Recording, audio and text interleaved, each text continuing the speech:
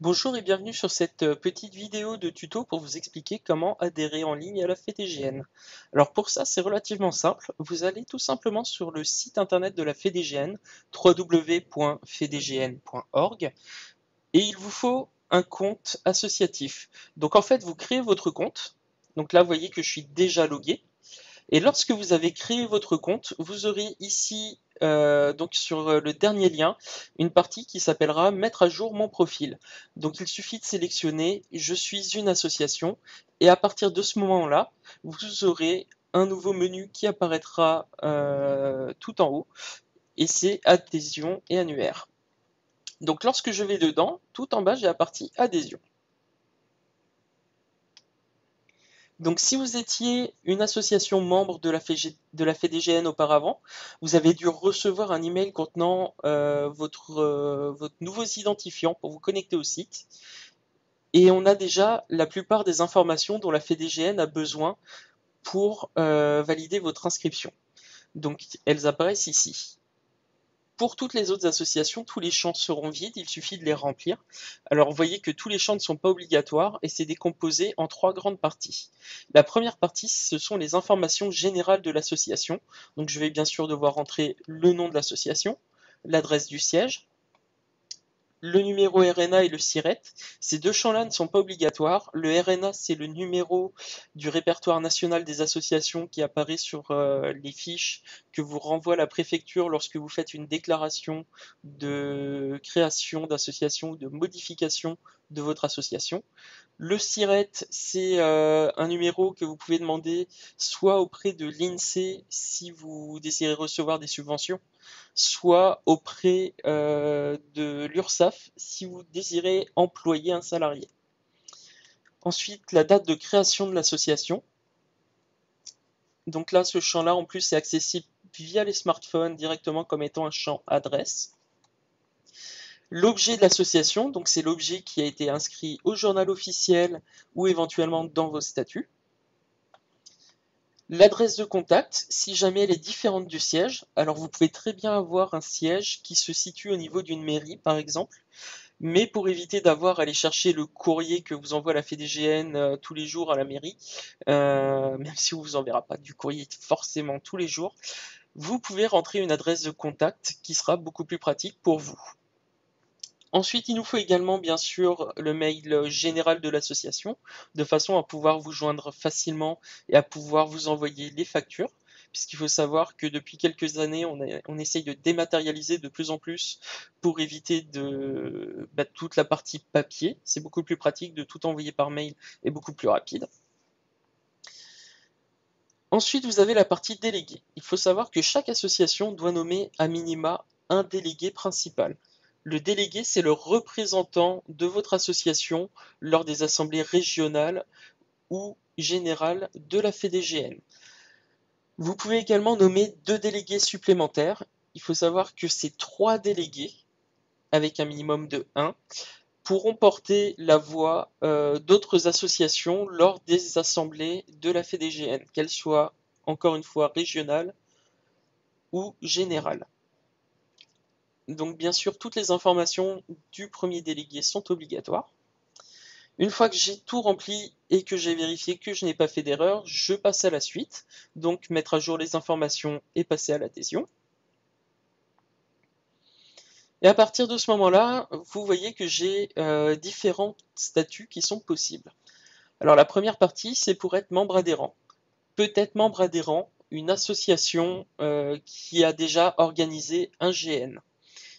Et pour cette partie membre adhérent, c'est divisé en deux sous-parties. Membre conventionné. Un membre conventionné, c'est un membre qui souscrit à l'assurance conclue par la FEDGN. C'est une assurance de groupe qui est plus intéressante normalement que les autres assurances et qui est spécifique, qui est vraiment adaptée au GN. C'est vraiment le risque qui est couvert dans ce contrat.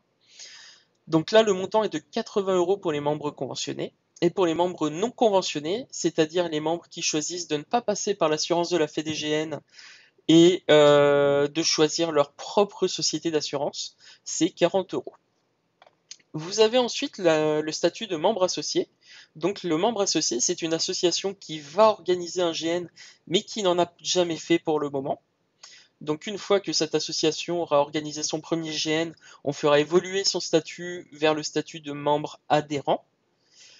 C'est également tout ce qui est association de para-GN qui vont ne gérer qu'une partie d'un GN. C'est-à-dire une association qui ne va gérer que de la cuisine de GN, une association qui ne va proposer que du troll ball pour organiser un tournoi au sein d'un GN. Voilà, c'est tous ces types d'associations qui gravitent autour du monde du GN pour y apporter leur savoir-faire. Et vous avez également le statut de membre professionnel.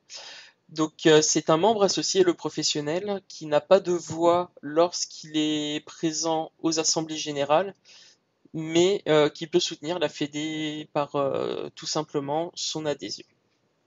Donc là encore, vous voyez que vous avez pour les membres associés la possibilité d'être conventionné ou non conventionné uniquement pour les associations. Le membre professionnel n'a qu'un seul choix.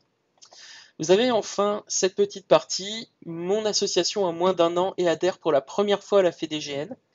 Donc c'est extrêmement important si vous avez moins d'un an au niveau de votre association. La FEDGN vous offre le conventionnement pour votre première année. Ça vous permet de démarrer plus facilement votre activité. Et donc à ce moment-là, quel que soit le statut que vous choisissez, vous aurez une adhésion à 40 €. Donc là, je valide mon adhésion et je passe au règlement. Alors attention, à partir du moment où j'ai cliqué sur ce bouton, j'arrive sur la page du règlement et je ne pourrai plus y revenir par la suite. Il me sera impossible de réaccéder à cette page. Et si je fais un retour arrière maintenant, je serai obligé d'attendre que la FEDGN m'envoie une facture pour pouvoir régler le montant par le système qui me convient le mieux. Donc comme pour la carte GN, ici on vous indique le statut que vous avez choisi et le montant de votre cotisation. Et vous avez 4 choix pour le paiement. Donc ici en premier vous avez notre nouveau prestataire PayPlug qui est tout simplement un prestataire pour l'encaissement des cartes bleues directement. Vous avez également PayPal, la possibilité d'envoyer un chèque ou de faire un virement bancaire. Donc là je vais par exemple choisir le virement bancaire. Et là, vous voyez que vous avez toutes les informations nécessaires pour procéder au règlement par virement. Donc vous avez la partie RIB, qui était l'ancienne norme pour ceux qui l'utilisent encore, et l'IBAN pour ceux qui veulent émettre un virement au format SEPA. Donc maintenant, si je retourne dans la partie adhésion, vous voyez que je ne peux plus revenir sur ce que j'ai fait. Et donc là, vous voyez, j'ai adhéré à la FEDGN et mon statut est membre adhérent conventionné. Et donc, je recevrai la facture ultérieurement parce qu'il va falloir qu'elle soit éditée par la permanence de la FEDGN. Voilà, c'est tout pour cette partie-là. Vous voyez que ça peut être fait très rapidement. Si vous avez tous les éléments sous la main, c'est vraiment quelque chose qui peut être fait en moins de 5 minutes. Donc voilà, merci d'avoir suivi cette vidéo et à très bientôt au sein de la FEDGN.